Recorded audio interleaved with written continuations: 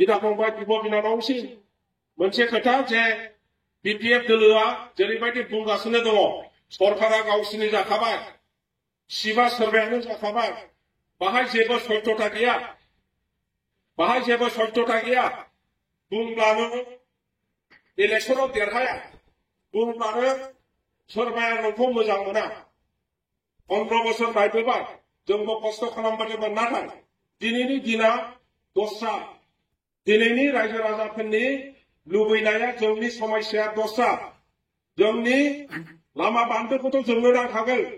किन्तु जोंनि जायगायाव मोनसे मोजां सुस्थ' समाज जों दानांगोन सुस्थ' मोनसे राजनैतिक माबा आबहावा माने राजनैतिक मोनसे सिचुएशन मोनसे परिस्थिति जों लाबोनांगोन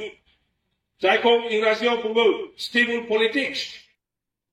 आरो इउपिपिएलआ दिनै 5 बोसोर सालायगासिनो दङ बे इउपिपिएलखौनो आरोबाव 20 बोसोर 25 बोसोर बिटिसि सालायहोनायनि जोंहा बे परिकल्पनाजों थांनांगौ मोनसे दोलोआ जुदि खम समल' देश सालायो अब्ला गावनि साननाय हनाय गावनि परिकल्पनाखौ मोजाङै मावफुंलांनो हाया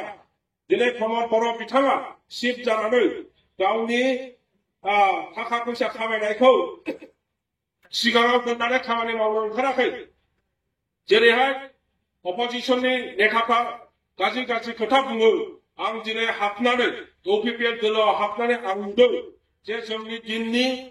दैदेनगिरिफोरनि साननाय हनाय आरो दिनै इउपिपिएल दैदेनगिरिफोरनि साननाय हनायाव फाराग दङ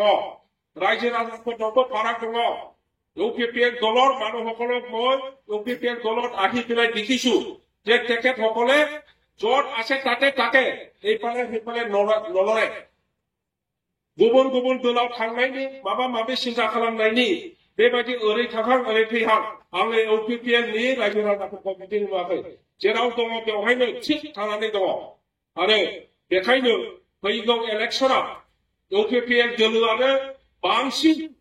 सीटआव देरहानानै सरकार दानो हानायनि बे मोनसे रोखा पिक्चारा रोखा महरखौ दानो नुनो मोनखाबाय आरो रायजो राजाफ्रा नैबे 3 मास समावहाय जुदि आरोबाव गाव गावनि ओनसोलाव गावनि न'खराव गावनि गामियाव बयखौबो जुदि फंसे फंनै बिबायलायनानै बयखौबो लाबोनायनि बेबस्था खालामो अब्ला इउपिपिएल दोलोआ गाव हारसिङैनो इलेक्शनाव बांसिन देरहानानै गाव हारसिङैनो सरकार दानो हानायनि मोनसे सम जोङो मोननो हागोन মই দীঘলীয়া কোনো দাদা ভাইসকল বাই ভনীসকল আপোনালোকে ৰামফল বিল বাকী হিচাপে দতমা সমষ্টি বাকী হিচাপে মনত ৰাখিব এই দতমা সমষ্টি এইবাৰ কোনেও নিজিকে ইউপিপিএল দলৰ কেণ্ডিডেট যিয়ে নহওক তেখেতে জিকিব আৰু হয়তো 100% এতিয়া পিকচাৰত আহিছে আমি সন্মুখত দেখি আছো যে দতমা পিনি যাওক আপোনালোকৰ এই ৰামফল বিল হওক বাজত হওক আশে পাশে হওক প্ৰত্যেক গাঁৱত ৰাজবংশী হওক বড়ো হওক বঙালী হওক মুছলিম হওক সব জাতি বস্তিত আজি ইউপিপিএল দলৰ সমৰ্থক বেছিকে হৈ আছে যি সাৰ্ভে ৰিপৰ্টত 1 নম্বৰত ইউপিপিএল আছে বিপিএফ বা অন্য দলবিলাকে বহুত পিছত আছে গতিকে আপোনালোকেও আজি যিসকলে যোগদান কৰিব আৰু যিসকলে ইতিমধ্যে ইউপিপিএল দলতে সমৰ্থক বা কৰ্মী আপোনালোকে বহি নাথাকি ইলেকশ্যন যেহেতু আৰু বেছি দিন নাই 3 মাহ আছে গতিকে সেই 3 মাহটো মনত ৰাখি আগত থৈ পেলাই যিমান পাৰে নিজৰ পৰিয়ালৰ মানুহ নিজৰ গাঁৱৰ মানুহ নিজৰ অঞ্চলৰ মানুহ সবকে এজন দুজন তিনিজনৰ পৰা আৰম্ভ কৰি বেছিকে কেনেকৈ ইউপিপিএল দলত যোগদান কৰাব পাৰে ইয়াৰ কাৰণে কাম কৰিব বুলি মই আশা কৰিছো আৰু আপোনালোক সকলোকে এবাৰ অন্তৰৰ পৰা মোৰ শ্ৰদ্ধা আৰু শুভেচ্ছা জনাই মোৰ বক্তব্য ইমানতে সামৰিছো ধন্যবাদ